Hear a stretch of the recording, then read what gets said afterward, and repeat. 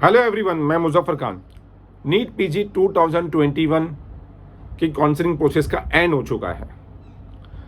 9 मई last date थी counselling process की, और अनफॉर्चुनेटली फर्स्ट टाइम ऐसा हिस्ट्री में हुआ है कि MD MS diploma government colleges की मोर देन 500 सीट वेकेंट है।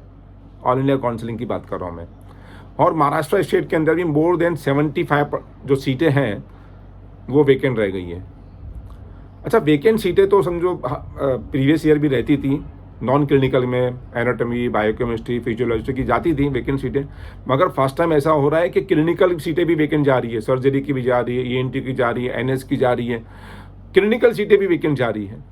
इसकी रिस्पॉन्सिबिलिटी किस पे फिक्स की जाए? इसकी responsibility director general health service MCC लेता है। कौन लेता है इसकी रिस्पॉन्सिबिलिटी? या जो सेट सेल है महाराष्ट्र स्टेट के अंदर वो लेता है, क्योंकि आपने जो नई स्कीम ये साल इम्प्लीमेंट हुई थी, जो रूल्स और रेगुलेशन चेंज हुए थे पीजी और यूजी काउंसलिंग का, आपको इम्प्लीमेंट उसको करना सही से आया ही नहीं। इसका मीनिंग यही हुआ, क्या फ़ायदा हुआ 4 मंथ की काउंसलिंग प्रोसेस को लेके, फर्स्ट राउंड, सेकेंड राउंड, फिर उसके बाद मॉपअप राउंड, फिर उसके बाद स्ट्रे वैकेंसी राउंड लेने के बावजूद भी इतनी सारी सीटें वेकेंट क्यों जा रही है? इसकी रिस्पॉन्सिबिलिटी किस पे फिक्स की जाए? अब ये क्वेश्चन मार्क आ गया हुआ है। अभी हमने एमसीसी को कॉल किया, बात की, उनका कहना है हाँ सीट तो वेकेंट है, वो फिगर नहीं बता रहे हैं। मुझको मालूम है फिगर 500 प्लस से ज़्यादा हो सकता है फिगर। अगर आप पूरा ऑल इंडिया का फिगर लेंगे ये, तो वो 1000 से ऊपर का फिगर मिलेगा आपको, और उसमें क्लिनिकल सीटें भी है। तो ये वो उनका कहना है कि अभी डेट मतलब खत्म हो चुकी है, लास्ट डेट जो एडमिशन प्रोसेस की। अगर कोई अभी सुप्रीम कोर्ट ऑर्डर देता है, डेट एक्शन होती है, तो अभी हम काउंसलिंग का एक स्पेशल वैकेंसी राउंड कर सकते हैं, वरना तो ये सीटें लैप जा रही है भाई। अब ये आता है कि अभी काउंसलिंग प्रोसेस में इनको पता था पहले कि ये काउंसलिंग प्रोसेस चेंज हो गया है, तो इन्होंने मॉक ड्रिल क्यों नहीं किया? पहला कुछ से क्यों नहीं करा कि ऐसी इस तरीके से अगर काउंसलिंग कराएंगे? क्योंकि आपसे सबसे बड़ी मिस्टेक क्या होगी कि आपने जो मॉपअप राउंड में चॉइसेस फिलिंग किया था कैंडिडेट ने, उसी चॉइसेस के ऊपर आपने स्ट्रे वैकेंसी राउंड में सीट अलॉट किया, और मॉपअप राउंड और स्ट्रे वैकेंसी के राउंड के अंदर बीच में सारे स्टेट का मॉपअप राउंड हो गया।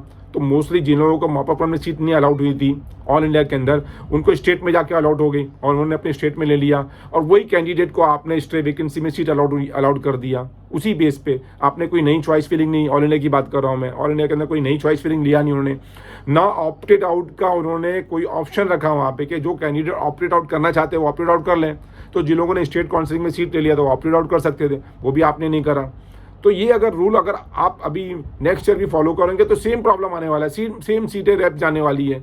आप फर्स्ट कितने भी राउंड कर लो, आप 10 राउंड कर लो, अगर काउंसलिंग प्रोसेस को आप सही से इंप्लीमेंट नहीं करोगे, सही से रूल्स रेगुलेशन नहीं बनाओगे, तो सीटें तो लैब जाने वाली है ना। राउंड ज़्यादा करने से सीटें फिलअप नहीं होएगी, राउंड सही तरीके से मैनेज करने से आपको सीटें फिलअप होगी। सेम महाराष्ट्र स्टेट में भी ऐसी हुआ, आपने एक ही बार चॉइस फिलिंग कैंडिडेट करता है, उसके बाद फर्स्ट राउंड में अलॉट हुई, सेकंड में अलॉट हुई, मॉपअप में अलॉट में नहीं, उन्होंने जाके फर्स्ट राउंड में सीट अलॉट नहीं लिया, सेकंड राउंड में सीट अलॉट किए, फिर वो कैंडिडेट दूसरे कैंडिडेट उन्होंने नहीं लिया। इसी तरह यहाँ पे भी ऑप्टेड आउट का आपने ऑप्शन रखा ही नहीं महाराष्ट्र स्टेट के अंदर भी, तो भी महाराष्ट्र में भी सीट लैप्स हो रही है।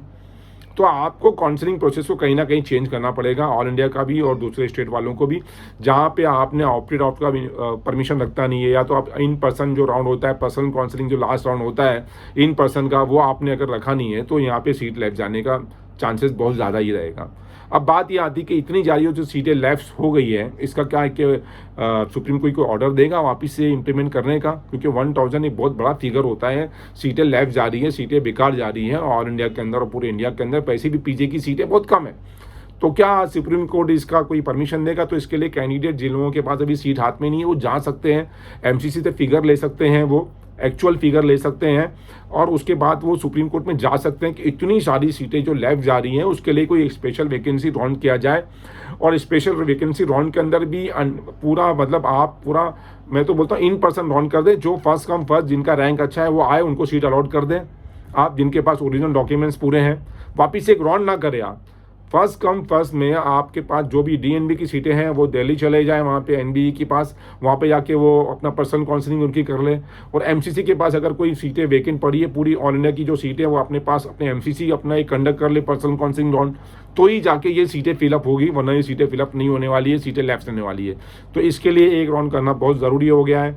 आप कैंडिडेट को चाहिए कि जिनके हाथ में सीट नहीं है वो सुप्रीम कोर्ट को अप्रोच करें, और वो एक राउंड का एक परमिशन लेके आए, वरना फर्स्ट टाइम ऐसा होगा हिस्ट्री के अंदर कि क्लिनिकल सीटें भी लैब जा रही हैं। ये जो काउंसलिंग प्रोसेस को सही से इम्प्लीमेंट नहीं किया एमसीसी ने, डायरेक्टर जनरल हेल्थ सर्विसेज ने और बाकी जो स्टेट काउंसलिंग ने, उन्होंने जो काउंसलिंग प्रोसेस को चेंज हुआ था उसके साथ में उन्होंने कॉप अप नहीं किया, लोगों ने कोऑर्डिनेट नहीं बनाया, उसकी वजह से ये प्रॉब्लम हुआ है पूरा। और ये पूरा नीट पीजी 2021 के जो कैंडिडेट वो सफ़र हुए हैं, पूरा बहुत ज़्यादा सफ़र हुए हैं। तो उनको चाहिए कि अभी वो कैंडिडेट जो जिनके हाथ में सीट नहीं है वो एक सुप्रीम कोर्ट को अप्रोच करें और ये एक स्पेशल वैकेंसी के राउंड के लिए एक पिटीशन फाइल करें, तो ही जाके ये जो वेकेंट सीटें हैं वो फिलअप होगी, वरना ये सीटें पूरी लैब चले जाएगी। All the best to all of you.